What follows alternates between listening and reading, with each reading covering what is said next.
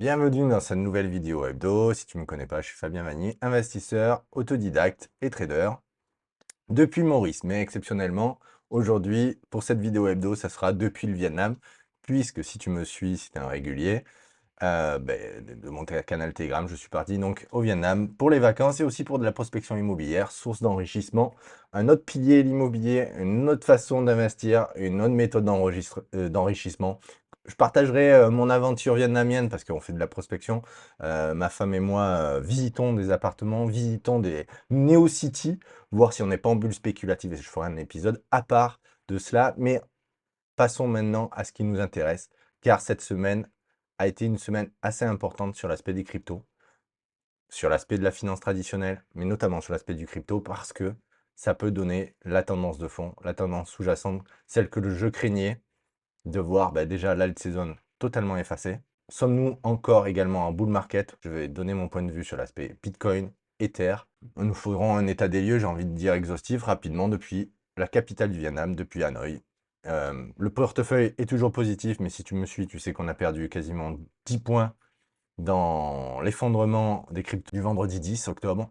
C'était clairement quelque chose pas joli à voir.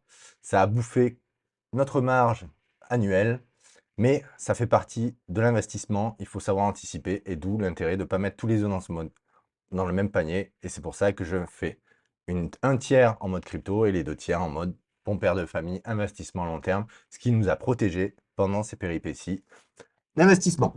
Donc, je te propose de partager ma vision sur le Bitcoin, ma vision sur l'Ether, d'analyser les courants sur le marché traditionnel pour voir où nous en sommes de notre cycle. Et je te dis à tout de suite pour une analyse du Bitcoin dans un premier temps. Analyse de notre cher Bitcoin. Chaque bougie représente une semaine et comme tu peux le voir, nous sommes rentrés dans la zone que je le craignais, la zone qui pour moi peut être un signe de retournement ponctuel. Pour autant, est-ce que la dynamique est totalement évincée et totalement effacée? Non, je ne le pense pas. Je me suis mis en semaine, mais je trouve que c'est plus parlant en 3 jours. En 3 jours, clairement, on voit qu'on revient, comme au précédent move, on revient buter sur la moyenne mobile des 100 jours. Donc là, ce qu'il en est, c'est qu'on a cassé par le bas à ce niveau. Donc il y a de fortes chances qu'on vienne chatouiller les 100, ouais, 100, la zone des 100, 102, 103. Je vais effacer cette zone car pour moi, elle n'a pas tenu. Puisqu'on est en dessous, on a clôturé en dessous de cette mèche-là. Donc à voir. Pour moi, on a de fortes chances qu'on vienne chercher les 102, les 103. Si ce niveau tient, on pourrait rebondir, latéraliser et repartir pour des plus hauts. Donc clairement, ce n'est pas fini, mais je dois dire que quand même, cette correction à la suite du second 1, 2, de la troisième tentative de casser la barre des 120, est quand même un signe fort, à mon sens, à ne pas exclure. On pourrait être dans une dynamique de retournement de tendance, donc il faut garder ça en tête. J'ai choisi de couper mes positions aux alentours des 109, car comme je l'avais partagé dans mon canal Telegram, pour moi, si on cassait cette partie-là, on pouvait avoir une accélération, un risque de retournement et une accélération vers le sud. Aussi pour me prémunir, j'ai préféré couper, quitte à accepter des petites pertes sur le sujet. Voilà, c'est en gestion de risque, je préfère minimiser cet aspect-là pour protéger en fait de la volatilité mon portefeuille.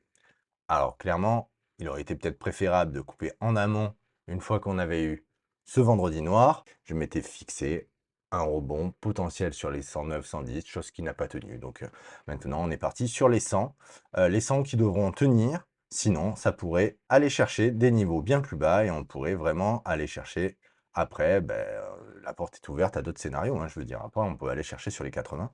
Mais on n'est pas dans cette configuration, à mon sens, puisque les bandes de Bollinger en semaine, comme tu peux le voir, sont aussi basses, sont aussi autour des 100. Donc, on peut tout simplement rester dans une zone où on latéraliserait pendant une bonne période, une bonne partie de la fin de l'année, voire au début de l'année prochaine, sans remettre en cause le cycle complet. Qu'en est-il de l'Ether? Donc pour le Bitcoin, voilà. Donc pour le Bitcoin, pour moi, on reste toujours dans un cycle haussier pour l'instant, mais on reste vigilant. Du moins, je reste vigilant par rapport à une potentielle accélération vers le bas.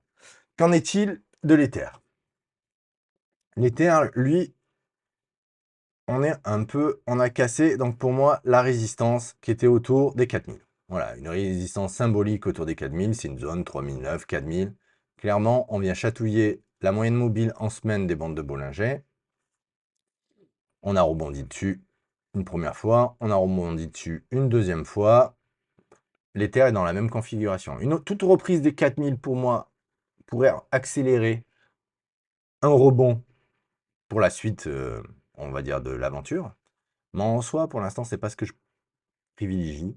Je dirais plus qu'on pourrait être aspiré par la moyenne mobile que l'on voit descendre, qui fait office de résistance plusieurs fois. Ici, résistance au support d'ailleurs. Ici, ici. Donc on pourrait être aspiré, pour moi, vers les 3000, ce qui ne serait pas complètement à exclure, puisqu'on avait fait une belle poussée. Ça pourrait suivre d'une correction, alors pas forcément en ligne droite, donc on va avoir un rebond, puis une correction à venir. Mais voilà, moi je suis plus vigilant sur cet aspect-là. Après, maintenant qu'on a eu le vendredi noir, je veux dire, tout scénario, aucun scénario n'est à exclure. On pourra avoir un rebond direct et repartir hein, vers le nord, clairement, parce qu'on aurait épuré le marché des cryptos. Pour l'instant, je ne suis pas dans cette dynamique-là. J'ai envie de dire, les semaines à venir vont décider de l'orientation, mais clairement, pour moi, on a cassé des supports. Et comme ces supports ont été cassés, il n'y avait pas d'intérêt à rester exposé à ce marché plus que nécessaire, tout simplement. En ce qui concerne le Total 3, pour faire un suivi par rapport à mes précédentes vidéos, bon, on a bien vu qu'on a buté sur la moyenne mobile des 100 en semaine. Et que là, on est en phase de correctif après cette accélération. On pourrait latéraliser, on est repassé en dessous du support qui fait maintenant office de résistance. Donc, tout simplement, rien à dire. Nous sommes loin d'un bull market, nous sommes loin d'une alt season. Rien de plus à dire sur le sujet. Le Bitcoin et l'Ether, pour moi, prédominent le marché. Clairement, je ne m'exposerai plus aux alts pendant un bon bout de temps avant que les critères se réunissent à nouveau. Donc pour moi, maintenant, les prochaines vidéos vont sur uniquement le Bitcoin et l'Ether. Qui sont pour moi les deux cryptos majeurs les plus intéressantes. De plus à dire, j'ai un peu le décalage horaire jet lag qui se fait ressentir dans mon analyse, mais clairement je ne suivrai pas l'analyse des cryptos, des alts avant un bon bout de temps. On vérifiera le total 3 pour voir si on revient chatouiller, si on latéralise, à mon avis, pendant une bonne période, mais on peut revenir chercher des plus bas. Clairement, la tendance est toujours de fond et baissière. La tendance de fond est baissière, donc ça a plus d'intérêt à mon sens de suivre des alts, hein. Clairement, je repasse en mode nous suivons uniquement le Bitcoin et l'Ether. C'est ceux qui sont le plus intéressants. En ce qui concerne le marché traditionnel, le SP500 nous fait une semaine de pause. Après une belle poussée, on avait une correction. Là, on reste au milieu. Petite semaine de pause, rien de plus à dire. La crise Trump plus le lockdown ne favorise pas, on va dire, une accélération haussière. Mais j'ai envie de dire, c'est pas mal aussi que dans un marché haussier, on ait ces phases de pause pour en fait dégonfler en fait le RSI. Et en l'occurrence, je vais l'afficher car c'est un indicateur que j'apprécie. Pour dégonfler le RSI et éviter la surchauffe des marchés, là on peut voir qu'on clairement on n'est pas en surchauffe en termes de semaines. Donc pour moi, rien de plus à dire sur le marché du SP500, si ce n'est qu'on est toujours en tendance haussière. Possible latéralisation pendant la crise du lockdown. Et voilà, et les incertitudes Trump au niveau des tarifs douaniers avec la Chine, qui ne sont pas à exclure. L'or, sur lequel j'étais sorti la semaine dernière, continue sa poussée irrationnelle vers le nord. Jusqu'où ça va aller, on n'en sait rien, mais en tout cas, c'est vraiment l'or qui profite du bull market, qui est complètement en phase d'euphorie. On est, et je ferai peut-être une vidéo sur le sujet, en pleine bulle spéculative. Donc, actif que je garde pour un suivi de tendance dans mon portefeuille perso. Mais clairement, c'est pas le moment d'y rentrer. Le moment de rentrer était sur cette cassure, cette confirmation. Maintenant, c'est à exclure. L'Europe, comment se situe l'Europe? Alors l'Europe qui avait eu cette cassure et cette confirmation, on reste au-dessus. Donc on est toujours le signal est toujours confirmé, donc c'est pas exclu. On est venu retester quelque chose de plutôt sain au niveau du marché européen qui pourrait vraiment déboucher sur une potentielle accélération dans les semaines à venir. C'est rigolo parce que j'en discutais avec mon ami Cédric Tempestini. J'ai ce sentiment que l'Europe manque d'innovation et que l'économie va mal. Pour autant, les indicateurs économiques actuellement, notamment sur cet indice que je suis, le U500, qui est à dividende réinvesti, euh, pour autant, on voit qu'en fait, on a bien un signal d'accélération haussière potentielle à venir, si bien sûr on réintègre pas ce pivot. Mais en l'occurrence, j'ai envie de dire, c'est plutôt propre comme signal. Donc je reste confiant pour les semaines, les mois à venir. L'Europe, clairement, marque le top départ, à mon sens, tant que nous ne réintégrons pas ce pivot-là. Donc, le CAC 40 fait partie aussi de ce top départ. Je vais quand même analyser notre indice français avec dividendes réinvestis. Alors, non.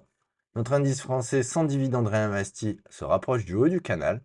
Donc, pour moi, clairement, on n'est pas encore sorti d'affaires sur ces aspects-là. On pourrait buter sur la zone des 8002, 8003, qui fait office donc de résistance. Mais par contre, ce qui est intéressant de voir, c'est que le 440 avec dividendes réinvestis. Alors, par contre, ce qui est intéressant à voir, c'est que le 440 avec dividendes réinvestis est dans la même configuration que le, l'indice EU500, qui comprend les 500 plus grandes entreprises européennes et que je suis. Clairement, on voit qu'on est dans une accélération. Le CAC 40 avec dividendes réinvestis donne un signal. Si la semaine prochaine ce signal est confirmé, donne un signal de top départ sur le marché français. Donc, ça serait bien que ça soit confirmé au niveau, pour moi, du CAC 40 sans dividendes réinvestis, car on arrive sur la partie haute du range, qui était entre les 8002 et 7000. Ouais, enfin voilà, c'est des zones, hein, clairement. Donc, le 440 pourrait donner un top départ également et tirer peut-être vers le haut. Et ça me fait bizarre de dire ça, mais je suis assez satisfait de voir cet aspect positif pour la France et notamment aussi pour l'Europe, potentiellement d'accélérer vers le nord sur l'aspect économie. Euh, Quoi de plus à dire sur cette semaine? Rien.